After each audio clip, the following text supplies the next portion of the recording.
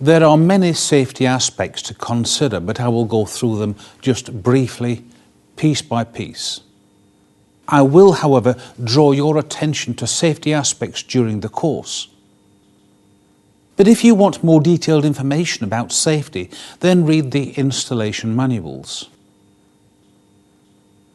Installation and maintenance must be carried out by people with appropriate training and experience. All workers must be aware of safety hazards during the installation and maintenance if they are to take the correct steps to minimise any danger to themselves or anyone else. Never use installation components such as bolts and connectors other than those supplied with the equipment or specifically recommended by Ericsson.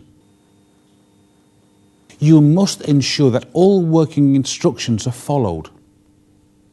The recommended tools are used.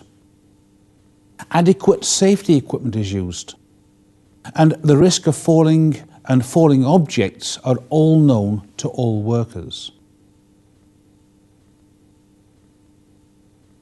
When installing Minilink equipment, you will find yourself working at height, whether it is on a roof, masts, towers, or climbing ladders to work on pole-mounted gear. But when working more than a few meters above the ground, you must take the correct precautions. Workers must have the appropriate training and medical certification. They must wear full-body safety harness and helmets, must wear adequate protective clothing in cold weather, and always avoid standing under a working area. Follow all local regulations for safety clothing and equipment for hoisting or moving goods. Refer to our antenna installation and the climbing multimedia course. You should know that you are working on equipment that radiates microwave energy.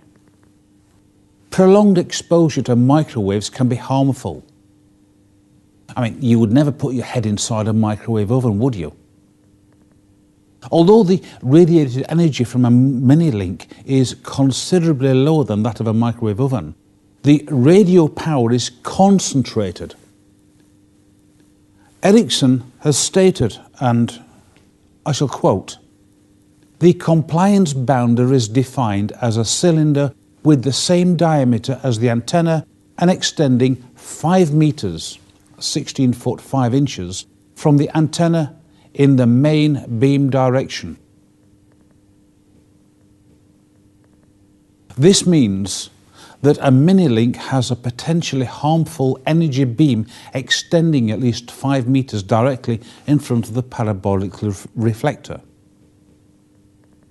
You must know about other radio transmitter antennas close to your work area. If the radio energy exposure level is unknown, then contact the equipment owner. If this is not possible, then measure the RF radiation strength to verify that levels are below safety limits before you start work.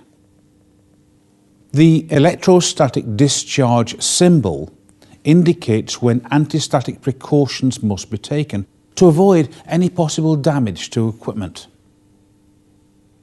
Now, electrical charges are generated by friction, and that amount of electrical energy depends upon the materials that are involved. You will generate friction, for example, when your body moves or rubs against clothes or slides about on a chair, when your shoes scrape along the floor, and when you handle nylon and plastics.